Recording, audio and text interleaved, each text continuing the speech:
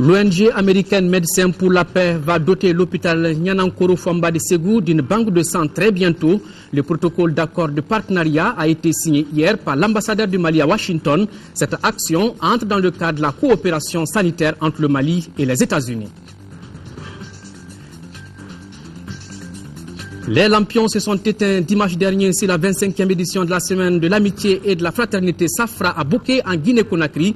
Le Mali était présent à travers la région de Caille. Là-bas, on a parlé de paix, de sécurité et de développement. Le grand format de cette édition est consacré aux eaux souillées qui sont source de dégradation de nos terres. Pour faire face à cette situation, une ONG espagnole a mis en place au Mali une plateforme d'expérimentation de drainage des eaux souillées. Nous sommes vendredi 4 janvier 2013. Mesdames, Messieurs, bienvenue. La situation que vit actuellement le Mali ne doit laisser personne indifférent. Pour soutenir notre pays, l'artiste ivoirien Tiken Jah Fakoly a sorti un single. Il est intitulé Ankawili qui signifie « Mobilisons-nous ». Ce titre, qui dure un peu moins de 5 minutes, invite les Maliens à plus d'unité pour une sortie rapide de crise. Une copie de la cassette a été remise ce matin au président de la République par intérim par l'artiste musicien au cours d'une audience. Tiken Jah Fakoly a également annoncé au chef de l'État l'organisation d'un grand concert fin janvier au stade Modibo Keïta pour la paix au Mali. Nous l'écoutons à sa sortie d'audience au micro de Bourama Traoré. J'ai fait un single dans l'objectif d'apporter ma contribution au Mali dans ces moments difficiles.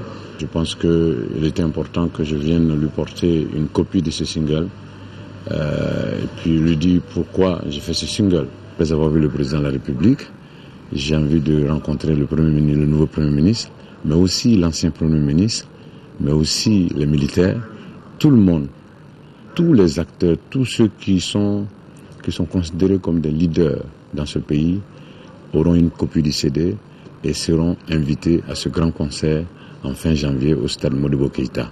Je ne le ferai pas seul, je le ferai bien sûr avec les artistes maliens pour qu'ensemble on vienne chanter l'hymne national du Mali d'abord et ensuite chanter des chansons de paix, des chansons d'apaisement, des chansons d'unité pour que le Mali ne retombe pas dans la même situation que d'autres pays africains. Le Mali a été longtemps cité en exemple. Il faut tout faire pour retrouver cet exemple-là. Voilà, entre les mains du président de la République, le single chanté par Tiken Jah Fakoly. Le Premier ministre Django Sissoko effectue du 5 au 6 janvier 2013 une visite à Nouakchott en Mauritanie. Monsieur Django Sissoko est porteur des messages du président de la République par intérim, le professeur John Kounda Traoré, à son homologue mauritanien Mohamed Ould Abdel Aziz. Hier, nous vous parlions du vote de plusieurs projets de loi par les députés. Outre cet exercice, le président de l'Assemblée nationale par intérim, Younousi Touré, a fait plusieurs communications avant de clore les travaux de la séance plénière de la session extraordinaire de décembre 2012, compte rendu Mahamadou Doumbia. Avant de clore les travaux de cette séance plénière, les députés ont discuté le projet de loi autorisant le gouvernement à prendre certaines mesures par ordonnance. Initié par le ministère du Travail, de la fonction publique et des relations avec les institutions, ce projet de loi fait suite à un constat. Les ordonnances sont prises en Conseil des ministres après avis de la Cour suprême. Elles entrent en vigueur dès leur adoption, mais deviennent caduques si le projet de loi de ratification n'est pas déposé à l'Assemblée nationale avant la date fixée par la loi d'habilitation. Ce projet de loi autorise donc la création, l'organisation et le contrôle des services et organismes publics, les statuts du personnel, les traités et les accords internationaux. Ce projet de loi a été adopté par 112 voix pour, 0 contre, 0 abstention et 0 non-votant. Le président de l'Assemblée nationale s'est réjoui de cette journée qui s'est terminée par d'autres communications. La loi des finances est le reflet chiffré de la politique d'un gouvernement. 2 missions essentielles ont été assignées à ce gouvernement d'union: la reconquête des territoires occupés et l'organisation des élections. Le budget en a tenu compte. On peut dire que les besoins exprimés par les forces de défense et de sécurité ont été acceptés par les députés. On peut dire que les besoins exprimés pour l'organisation des élections à venir ont été adoptés par les députés. Hormis des sessions extraordinaires, la prochaine session ordinaire est prévue en avril 2013. Remise ce matin ici à Bamako de plusieurs dons au ministère de l'Action humanitaire, de la solidarité et des personnes âgées. Ces différents gestes à l'endroit des déplacés du Septentrion sont l'œuvre des Maliens de l'extérieur de l'Association des femmes pharmaciennes du Mali. Les dons sont composés de 600 pagnes offerts par les pharmaciens. L'autre contribution est composée entre autres de 10 cartons de savon, 3 cartons de vêtements, 200 paires de chaussures, un don de SOS Sahel International du Niger. Les Maliens de New York, New Jersey et le personnel diplomatique résidant aux États-Unis ont remis 3 362 000 francs CFA. Les membres de l'antenne Association Guinea-Dogon de l'Arabie Saoudite ont fait don de la somme d'1 million de francs CFA. La cérémonie était présidée par le ministre malien de l'Extérieur et de l'Intégration africaine et son collègue de l'Action humanitaire, de la solidarité et des personnes âgées. Voilà, vous voyez sur ces images cette remise. Autre remise, la coopération sanitaire entre la remise donc d'équipements à une centaine de familles démunies. C'était à la maison de la femme de Sabali-Bougou. L'œuvre est de l'ONG Vibonne à travers Qatar Charity en partenariat avec le ministère de la Famille, de la Promotion de la Femme et de l'Enfant. Le don est composé de 30 machines à coudre, 15 motos-taxis, 36 vaches laitières d'une valeur de 35 millions de francs CFA. Cette aide améliorera donc les conditions de vie des couches vulnérables. Elle sera répartie entre certaines femmes et jeunes de Caille. Donc c'est ce que nous dit notre correspondant depuis Koulikoro. Voilà, vous voyez ces images. Je vous l'annonçais dans les titres, la coopération sanitaire entre le Mali et les États-Unis se renforce. L'ONG américaine Médecins pour la paix va doter l'hôpital Nianankoro Famba de Ségou d'une banque de sang dans les semaines à venir. Les équipements ont été envoyés ainsi qu'un lot d'autres matériels avant leur arrivée au Mali. L'ambassadeur du Mali à Washington a, au nom du gouvernement, procédé hier à la signature du protocole d'accord de partenariat. C'était au cours d'une cérémonie suivie par Salif Sanogo. En arrivant à l'ambassade du Mali à Washington, en ce jeudi après-midi, c'est une bonne nouvelle que le directeur de l'ONG Médecins pour la paix apporte aux populations de Ségou. À travers la signature de ce protocole d'accord de partenariat, son ONG, en collaboration avec le ministère de la Santé, s'engage à doter l'hôpital Nianankoro Famba d'une banque de sang. Les équipements ont déjà été envoyés vers la capitale des Balanzans et dans les semaines à venir, la banque de sang de l'hôpital sera fonctionnelle. En plus des équipements destinés à la mise en place de la banque de sang, l'ONG Médecins pour la paix va également offrir une centaine de nouveaux matelas ainsi que des palettes remplies de fournitures médicales d'urgence. Un geste qui a été salué à sa juste valeur par l'ambassadeur Keita. Physicians for Peace is an international organization that really takes medical education. Les médecins du Physicians for Peace, en français les médecins du monde, essaie d'aider. C'est une ONG qui essaie d'aider les pays en développement, en besoin d'aide dans le domaine sanitaire. Et il y a 5 ans, on a été à Ségou en collaboration avec les villes du millénaire et la Croix-Rouge américaine. On a su qu'il y a un problème de banque de sang à Ségou. Et c'est à cette occasion qu'on a décidé de faire quelque chose pour la ville de Ségou. Et précisément l'hôpital Nianankoro Famba de Ségou. Au nom du gouvernement malien, l'ambassadeur Al-Mamoun Babalamin Keita a tenu à remercier l'ONG américaine pour ce élan de solidarité qui arrive surtout à un moment où le pays en a le plus besoin. Élan de solidarité, la Fédération malienne des associations des personnes handicapées dispose désormais d'un nouveau cyber-espace dénommé Handicyber. D'un coût de plus de 3 millions de francs CFA, il est le fruit de la coopération entre le projet Emploi et Intégration des handicapés pour le développement et l'Union internationale des télécommunications. À travers cette réalisation, l'UIT entend faciliter l'intégration sociale et économique des personnes handicapées. Abdraman Maïga. Les nouvelles technologies de l'information et de la communication sont de nos jours incontournables dans la formation et dans l'épanouissement de l'être humain.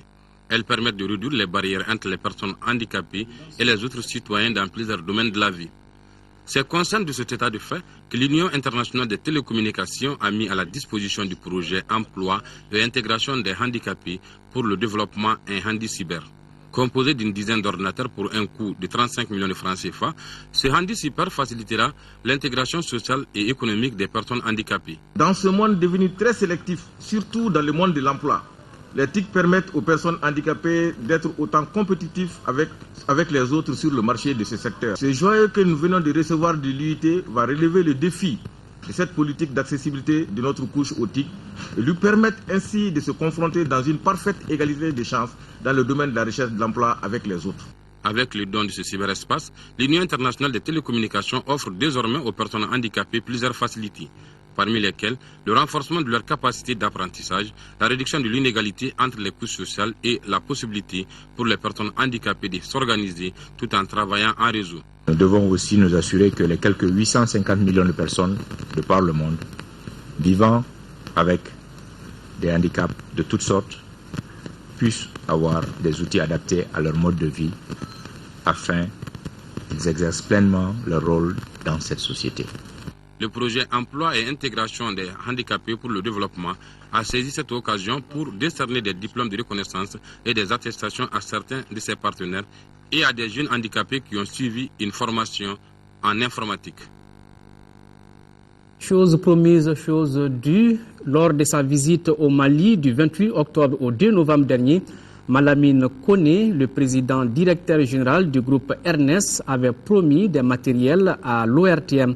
Désormais, c'est chose faite. L'ORTM, à travers son directeur général, a réceptionné cet après-midi des matériels comprenant des caméras, ordinateurs pour le montage et des maillots pour l'équipe de football de l'ORTM. Voilà, vous les voyez entre les mains du directeur général de l'ORTM, quelques matériels. Voilà, des maillots, l'ORTM, une équipe qui joue et qui gagne. Voilà. Et des équipements qui vont bientôt rentrer dans la production. Parlons nouvelles technologies, précisément la migration vers le tout numérique. Le rendez-vous est fixé pour 2015. Le processus avance normalement sur le continent, mais depuis les événements du 22 mars, le Mali connaît quelques difficultés, notamment au niveau du financement des équipements. Une information donnée par le secrétaire général de l'UIT, l'Union internationale des télécommunications, Hamadoun Touré, l'a dit au micro de Ibrahim Traoré. Au niveau des agences d'émission telles que l'ORTM, évidemment, le problème se pose du financement des équipements. Et nous avons fait des études dans plusieurs pays qui montrent qu'on peut mettre en place un bon modèle de financement basé sur des crédits fournisseurs qui permettent seulement sur l'économie d'énergie de payer, de rembourser la dette aux fournisseurs au bout de 5 à 7 ans. Et donc, ces formules existent. Et donc, je n'ai aucun doute que le continent africain devra se mettre à l'heure pour cette transition parce qu'il y a énormément d'avantages. Quelle est la part concrètement de l'UIT dans l'accompagnement de ce processus-là? Est-ce que l'UIT va fournir de l'argent? Non, le financement, on n'est pas une agence de financement, mais c'est une agence technique qui a élaboré toutes les normes et qui a fait toutes les normes techniques qui puissent permettre cette transition-là, de façon à ce qu'il y ait une fabrication à large échelle des équipements, de façon à ce que les coûts baissent, de façon à on conseille les pays sur la mise en place de la politique de développement nécessaire. Cela est largement suffisant, mais aussi on amène les partenaires nécessaires pour qu'on puisse voir les modèles de financement. Le ministre de la Communication, porte-parole du gouvernement, a reçu ce matin les vœux de nouvel an des membres de son cabinet, des directeurs centraux, du personnel et du département. Le ministre Manga Dambélé a rappelé toute sa disponibilité à accueillir toutes les initiatives pour l'accomplissement de sa mission au sein du gouvernement de transition qui doit œuvrer à la libération des territoires occupés et à l'organisation d'élections générales. Le peuple malien a les moyens de surmonter les épreuves actuelles. C'est la conviction du président du Rassemblement pour le Mali RPM. Ibrahim Boubacar Keïta a rencontré hier la presse nationale et internationale pour partager avec elle son point de vue sur l'évolution de la situation au Mali. IBK estime que la tenue des concertations nationales s'impose. Il invite pour cela les autorités de la transition à respecter leur engagement pour ne pas rater le cours de l'histoire. Ibrahima Traoré. Le président du Rassemblement pour le Mali décrypte l'évolution de la situation que traverse le pays. Ibrahim Boubacar Keïta se dit particulièrement inquiet de la gestion actuelle de la transition. Une transition dont la durée est fixée à 1 an par la CEDEAO. Déjà, 8 mois se sont écoulés. Les Maliens ne se sont toujours pas parlé. IBK estime qu'il est nécessaire de réunir rapidement les forces vives de la nation. Il affirme craindre le pire car ce qui se dessine à l'horizon est très préoccupant. Pour tous nos partenaires multi et bilatéraux, avril-mai doit consacrer la fin de la transition après la tenue d'élections, notamment présidentielles. Empruntons le chemin. Est-ce possible techniquement? Quoi après cette échéance si elle était observée? Va-t-on encore vers une nouvelle polémique et les convulsions inhérentes? Autant de questions que l'on est en droit de se poser. Pour la libération du Nord, Ibrahim Boubacar Keïta demande aux autorités de la transition, je cite, de prendre à présent leurs responsabilités face à la détresse des populations du Nord. Le Mali doit enfin imposer sa voix devant la communauté internationale. Attention, encore une fois, ne jouons pas avec la sensibilité d'un peuple déjà meurtri, bafoué. Nul ne peut et ne doit décider en lieu et place du Mali. Nul. Oui aux négociations, oui au dialogue, mais sous autorité malienne, sous l'égide de ceux en charge légale aujourd'hui de gérer la transition au Mali, avec l'appui possible de facilitateurs dûment accrédités. Il ne s'agit point d'un souverainisme hors de saison, mais d'une question de principe universel. Le président du Rassemblement pour le Mali invite ses compatriotes à s'unir davantage autour de l'essentiel, à savoir la reconquête rapide des régions occupées et l'organisation d'élections crédibles. La communauté urbaine de Koutiala a organisé mercredi 3 septembre dernier un grand meeting de soutien à l'armée malienne et au capitaine Amadou Aya Sanogo. Les réseaux Kaira, le parti Sadi, les clubs de soutien au capitaine Amadou Aya Sanogo de Ségou, Koutiala et Sikasso étaient les initiateurs de ce meeting. Des mémoires des Koutialais, une telle mobilisation n'a pas eu lieu depuis une décennie dans leur commune. Au stade municipal de Koutiala, où s'est tenu le meeting, étaient présents les mouvements de jeunes, les notabilités, les associations féminines qui ont tous réaffirmé leur soutien à l'armée malienne. L'association Mali Santé Rhône-Alpes lance sa 3e mission de santé humanitaire au nord du Mali. Elle vient ainsi en aide aux populations de 5 communes du cercle de Niafenké à qui elle fournit des soins de qualité. Le coût de l'opération est estimé à 32 millions de francs CFA. Les détails, c'est avec Alvousseïdi Touré. Léré, Dianké, Dofana, Atara et Sompi sont les communes bénéficiaires de cette 3e opération sanitaire à portée humanitaire exécutée par l'ONG nationale SMARA, Santé Mali Rhône-Alpes. Il s'agit là de la réponse santé de cette association face aux défis de l'occupation. Les centres de santé communautaires ainsi équipés connaissent un véritable engouement. Depuis le début de la crise, la plus grosse partie des interventions était axée sur les districts sanitaires et les hôpitaux régionaux. Donc le niveau périphérique était un peu le parent pauvre des actions. Donc il fallait que nous, en partant de ce qui avait été déjà fait, les efforts déjà consentis, quand on veut venir en complément de ces efforts, il fallait choisir un niveau où encore les besoins en santé non couverts demeurent importants. Et ça, c'est le niveau périphérique. Le directeur régional de la santé de Tombouctou a loué la qualité de la coopération entre les régions de Rhône-Alpes et de Tombouctou. Une coopération qui a 26 ans d'existence et dont les actions sont prioritairement tournées vers les domaines comme la vaccination, la santé maternelle, la santé scolaire, l'ophtalmologie et l'appui à la lutte contre la tuberculose. Je suis content que SMARA puisse s'engager à lever des missions humanitaires avec des jeunes très courageux, n'est-ce pas, pour aller et relancer les activités de santé au niveau des SESCOM qui ne fonctionnent pas. La bonne volonté et le courage des jeunes médecins déployés sur le terrain sont le gage du succès de cette opération. La 25e édition de la Semaine de l'Amitié et de la Fraternité Safra s'est tenue du 24 au 30 décembre dernier à Boké, en Guinée-Conakry. Le Mali était représenté à cette rencontre par la région des Cailles à travers des troupes artistiques culturelles ainsi que des sportifs. Au cours de cette édition, il a été question de paix, de sécurité et de développement durable dans l'espace Safra. La délégation malienne, forte de 80 membres, était conduite par le préfet du cercle de Caille. La cérémonie était présidée par le premier ministre guinéen, Diafar Aïdara. La cérémonie d'ouverture a été marquée par le défilé des différentes délégations venues des villes de Caille au Mali, Sélibabi en Mauritanie, Tambacounda au Sénégal, Bassé en Gambie, Kabou en Guinée-Bissau et Boké en Guinée-Conakry.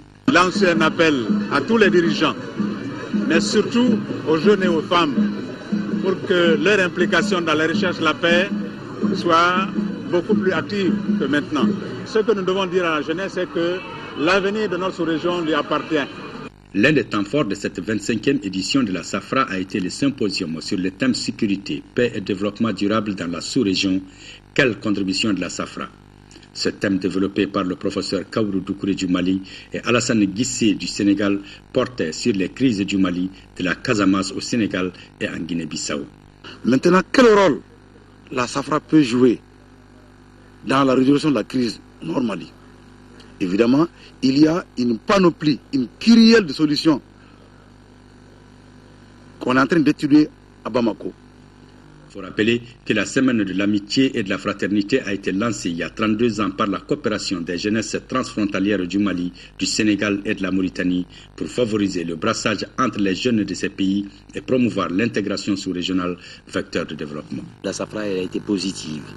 Tous les pays ont répondu présent. C'est dire que déjà nous sommes venus avec des messages forts. Et j'ajouterais qu'à Boké, tous les participants ont eu une pensée profonde pour le Mali. L'organisation de la Safra s'est étendue à la Guinée-Conakry, à la Gambie, à la Guinée-Bissau et comme observateur le district de Bo en Sierra Leone et Bogo-Dioulasso au Burkina Faso.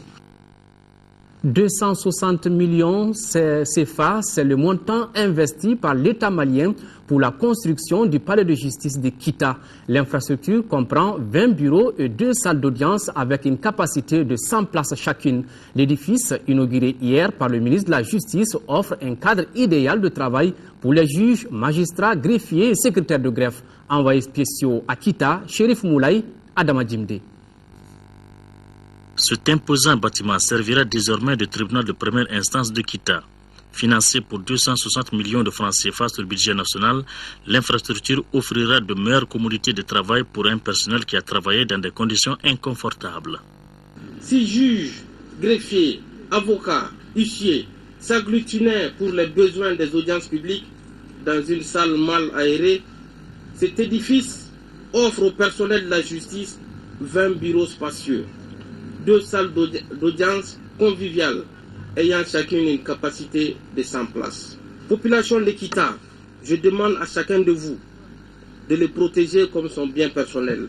Ce message a été bien saisi par la population de Kita car les jeunes se sont engagés à défendre les édifices publics. En effet, le 15 juillet 2009, certains services dont la justice avait fait l'objet de saccages par la population. Le maire s'est publiquement confessé.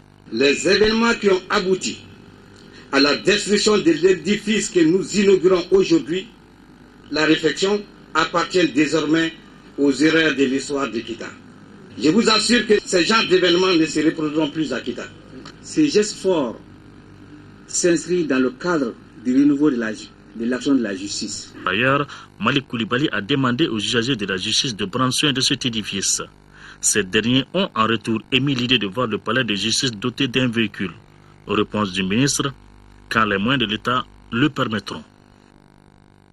Le comité syndical de l'Institut national de formation en sciences de la santé INSSS est en grève depuis 48 heures. L'arrêt de travail est intervenu après plusieurs tentatives de négociation avec la direction générale de l'Institut. Le secrétaire général adjoint du comité syndical de la structure veut informer l'opinion nationale sur la situation. Lassana Keita explique les raisons de la grève. Il est au micro de notre reporter Agibou Koulibaly. Le 27 et 28 décembre passé, on a été au niveau du cabinet du ministre de la Santé pour la conciliation. Donc 15 points faisaient l'ordre du jour. Donc sur les 15 points, il y a eu entente sur 13, dont 10 par la concession du comité syndical et 3 la concession de la direction. Un point saillant même de notre concession, c'est que le personnel vacataire qui vient enseigner au sein de l'Institut national de formation en sciences de la santé, les indemnités des heures de cours supplémentaires de ces enseignants vacataires de l'année 2011-2012 jusqu'à présent n'a pas été payé. Mais nous, on a fait une concession pour que les choses puissent aller au mieux. Parce que c'était l'un également aussi des points saillants de notre doléance. Mais les 2 points qui n'ont pas été satisfaits sont les suivants. D'abord, il y a certains personnels qui sont en formation chez nous, des formations diplômantes. On a demandé à ce qu'ils soient relevés de leur poste. Jusqu'à aujourd'hui, ça n'a pas été fait par la direction. Ensuite, également, le paiement de nos frais de secrétariat, des concours et des examens nationaux. Donc, on demande l'application des textes en vigueur par rapport maintenant au paiement de ces secrétariats, de concours et d'examens nationaux. Santé et sport, la transition est toute trouvée. Le championnat national de Ligue 1 est déjà à sa 7e journée. Le constat est que le champion en titre peine à s'imposer. Il est tenu de nouveau en échec, 0 but partout par l'AS Real de Bamako. La seconde affiche, Jeanne d'Arc Nyanan de Koulikoro, est reportée pour faute de lumière au stade Modibo Keïta à Djoumatina. Plus les journées passent, plus le champion en titre a du mal à enchaîner des victoires. Après avoir été tenu en échec successivement par l'ISFAS et le CSK, le Djoliba Athletic Club vient de concéder un autre match nul, cette fois-ci face à l'AS Real de Bamako. Un partage de points qui pouvait aboutir à un tout autre résultat, si d'aventure la concentration qui était des mises au tout début de ce derby de la capitale n'avait pas fait défaut aux acteurs. Les occasions de but se créent de chaque côté, mais la réussite n'est pas au bout. À celle-ci s'ajoute la grosse performance des 2 portiers qui ont su garder leur cage inviolée tout au long du match. Ce nul est perçu à la fois comme un bon résultat pour les uns et une déception pour les autres. Le Djoliba, c'est comme le Real, parce que nous sommes les mêmes joueurs, on joue dans le même championnat. Donc il faut qu'on s'accroche. À défaut de 3 points, il faut qu'on prenne le match nul. Et c'est notre objectif. On a très déçu surtout du manque d'efficacité de mes attaquants. Parce que je pense qu'aujourd'hui, on ne peut pas parler de l'arbitrage aujourd'hui. On a eu quand même pas mal d'occasions qu'on pouvait faire la différence face à une bonne équipe qui joue regroupée comme les terrains renforcés à 5. C'était pas facile, mais la solution c'était quand même de profiter des balles arrêtées parce qu'on a la taille. On n'a pas pu profiter de ces balles arrêtées. En panne d'inspiration offensive, les Rouges de Bamako, 15 points, cèdent une fois de plus du terrain à leur rival, le Stade Malien de Bamako, qui caracole seul en tête du classement avec 18 points et un match en retard. En seconde heure, la rencontre qui devait opposer la Jeanne d'Arc de Bamako au Nyanan de Koulikoro n'a pas pu se jouer pour faute de lumière, car à l'heure du match, les électriciens du stade omnisport de Modibo Keïta étaient absents. Un corps sain dans un esprit sain, dans un milieu sain, nous arrivons au grand format de cette édition. Les sols et les eaux sont aujourd'hui souillés à cause des rejets des déchets liquides suite aux activités économiques comme la teinture. Face à cette menace, l'ONG espagnole MZC, en collaboration avec les services techniques, a mis en place une plateforme d'expérimentation de drainage des eaux usées. Près de 90 femmes bénéficient directement de ce projet. Le dossier est signé Garibou Pérou.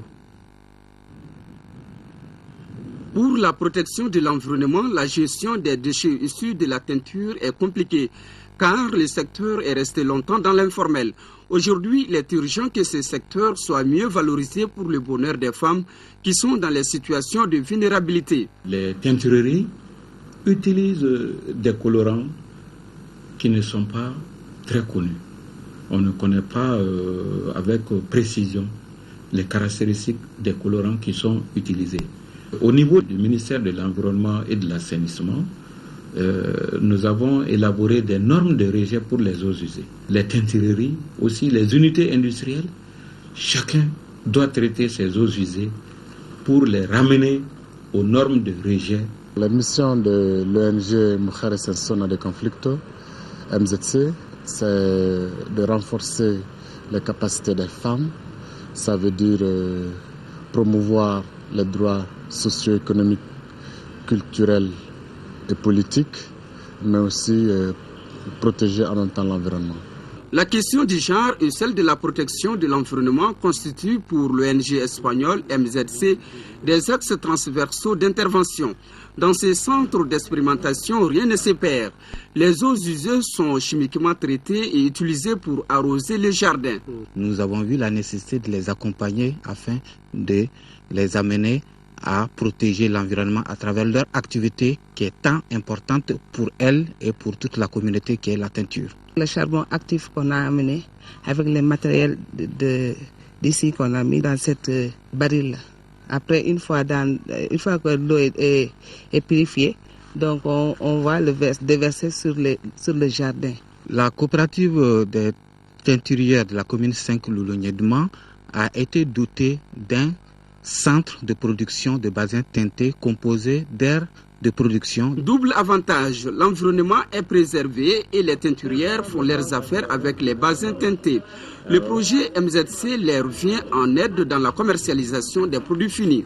Je suis là pour appuyer ces dames de la coopérative Loulognédement. Ça contribue à l'économie de la coopérative. Le commercial cherche à faire voir la visibilité de l'entreprise, à faire la rentabilité aussi de l'entreprise. C'est vraiment une coopérative qui, du moins c'est des femmes individuelles d'abord qui s'étaient regroupées en association et on les a regroupées en une organisation formelle et elles arrivent maintenant à faire une production qu'on peut appeler semi-industrielle. Cette plateforme de l'ONG espagnole MZC œuvre non seulement pour la préservation de l'environnement, mais aussi pour la promotion de nos produits locaux, tout en créant également des emplois formels, surtout pour les femmes. Elle intervient au Mali dans le domaine de la santé, de l'agriculture, de l'élevage et bien d'autres. L'ORTM est en deuil. Madame Diawara Fanta Traoré, documentariste à la bandothèque de l'ORTM admise à la retraite en 2007, n'est plus décédée le mercredi dernier. Ses obsèques ont eu lieu ce vendredi au Badialan 3. Elle a été accompagnée à sa dernière demeure par une foule composée de parents, d'amis, de collaborateurs et de nombreuses personnalités. Fademba Keïta. Née en 1948 à 100, Madame Diawara Fanta Traoré, qui vient de nous quitter, a fait ses études primaires dans sa ville natale. Sortante de l'ENTF, École nationale technique féminine de Banankoro, l'institutrice chargée d'enseignement ménager a successivement servi à Banyangara, Koutiala et à l'OPAM de Bamako. Elle intègre la Radio Mali en 1978 comme assistante de presse et de réalisation. Avant de faire valoir ses droits à la retraite, en décembre 2007, elle était documentaliste à la bandothèque de l'ORTM. Lorsque nous avons terminé notre formation et au moment où nous avons commencé le stage au niveau de l'ORTM, je l'ai trouvée au niveau de la bibliothèque. C'est elle qui m'a encadrée. Une femme compétente, courageuse, douée et une femme qui se respecte et qui respecte tout le monde. L'épouse de l'honorable député Madou Diawara, élue à Kangaba, est jugée par ses proches et sa famille comme femme intègre et courante. La personne que nous venons de perdre a joué la première dame de la famille. Par les temps qui courent, elle a joué correctement son rôle. Elle l'a fait selon nos traditions. Elle a créé un lien fort entre les différents frères. Elle a supporté la famille selon nos valeurs sociétales. C'est ce qui l'a motivée toute sa vie. En dehors des valeurs sociétales, elle était une très grande croyante. Elle a cru en Dieu toute sa vie et tout ce qu'elle faisait, elle se confiait qu'à Dieu. Madame Diawara Fanta Traoré, qui repose désormais au cimetière d'Amdalaï, laisse derrière elle un mari, 4 enfants, et de nombreux parents, amis et sympathisants inconsolables. Fanta travailler ainsi va le monde, comme l'a dit le poète, entre la vie et la mort, il n'y a que le temps pour mourir. Voilà, c'est tout pour cette édition. Demain, 13h, vous serez avec Mohamed Touré pour la grande édition du soir. Ndei Sissogo sera là pour la grande édition. Merci, on n'oublie pas nos compatriotes vivants sous occupation, on ne les oublie pas. Au revoir et bonne soirée en compagnie des programmes de l'ORTM.